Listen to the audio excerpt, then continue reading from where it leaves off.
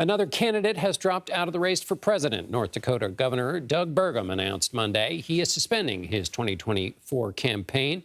Burgum qualified for the first two debates after offering $20 gift cards, I should say, to anyone who donated $1 to his campaign, but he didn't have the support to qualify for the last debate or the one later this week. 6 GOP candidates are now left in the race. Donald Trump, well ahead of his rivals in the polls and in endorsements, will not participate in the fourth primary debate on Wednesday. But Molly Ball will participate with us right now. She is a senior political correspondent at the Wall Street Journal. Molly, thank you for being with us.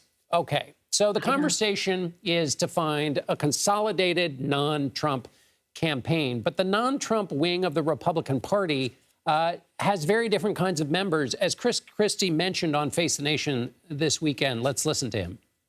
You know, Nikki Haley says he was the right president for the right time, and that for some reason, drama and chaos seem to follow him.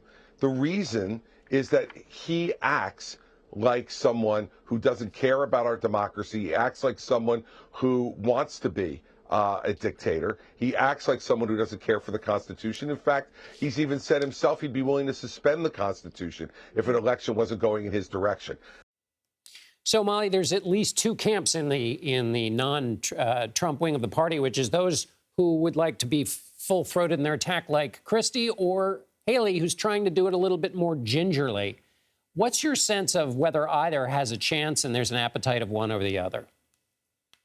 Well, on the one hand, things don't look good for anyone not named Donald Trump in this Republican primary, and they haven't for many months. Trump is the overwhelming favorite, leading by large numbers of double digits in every poll that we've seen. On the other hand, in the early states, particularly Iowa and New Hampshire, although Trump is way ahead, he tends to be under 50%. So that means that if one candidate could get the other every other Republican voter in those polls, they would, by definition, have more than Donald Trump.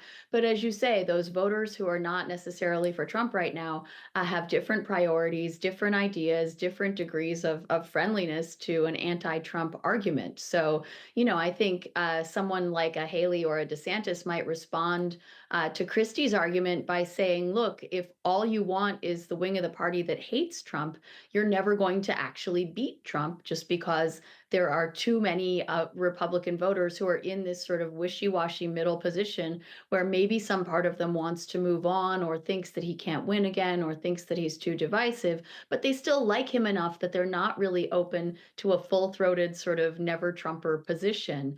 And that has been the problem. All of these candidates are approaching the challenge from a different standpoint, a different theory of the case politically, and none of them so far has managed to get enough traction. Is that why the debate still has some importance in this race, given all of the context you gave us, though, which is that it's a chance for the remaining candidates to show what they're for, who they are, as opposed to merely being against Donald Trump?